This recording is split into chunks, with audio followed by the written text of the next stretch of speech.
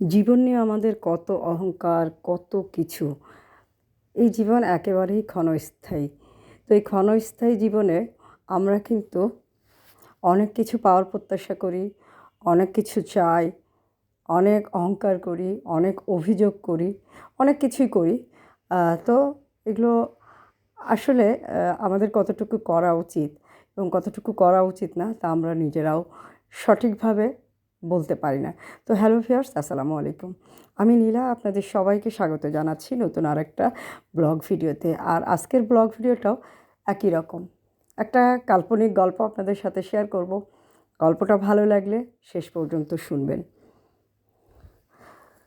তো মৃত্যুশয্যায় মহাবীর আলেকজান্ডার তার সেনাপতিদের ডেকে বলেছিলেন, আমার মৃত্যুর পর আমার 3টা ইচ্ছা তোমরা পূরণ করবে।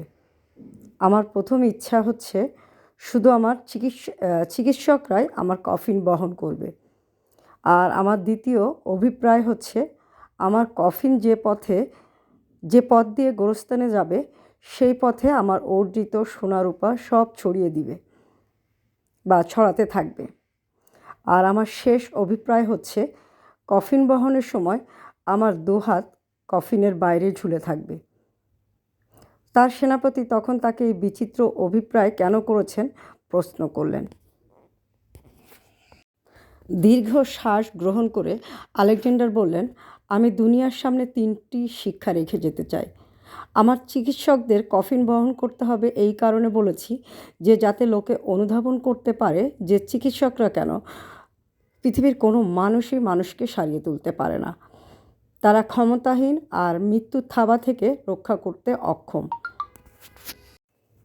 আর গোরস্থানের পথে সোনাদানা ছড়িয়ে রাখতে বলেছি মানুষগুলোকে বোঝানোর জন্য যে সোনাদানার একটা কণাও আমাদের সাথে যায় না।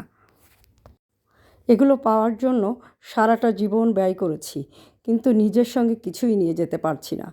মানুষ বুঝুক এসবের পিছনে ছুটে সময় অপচয় করাটা আসলেই আমাদের উচিত নয়।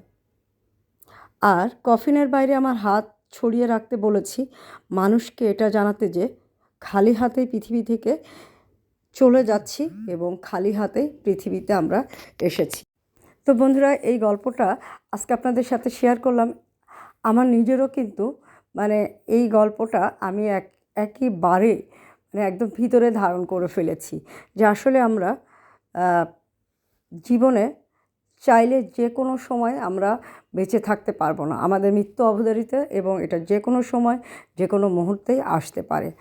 আর আমরা সুস্থতা অসুস্থতা সব কিছু মিলেই জীবন পার হবে। আমরা হয়তো সাময়িক চিকিৎসা নিয়ে সুস্থ থাকতে পারবো, কিন্তু সারিয়ে তোলার পুরোপুরি আমরা কখনো সেরে উঠবো কি উঠবো না এটা একমাত্র আমাদের সৃষ্টিকর্তাই জানেন। কতটুকু আয়ু আছে, কখন বাঁচবো, কোন ক্ষণ পর্যন্ত বাঁচবো, একমাত্র তিনিই বলতে পারেন।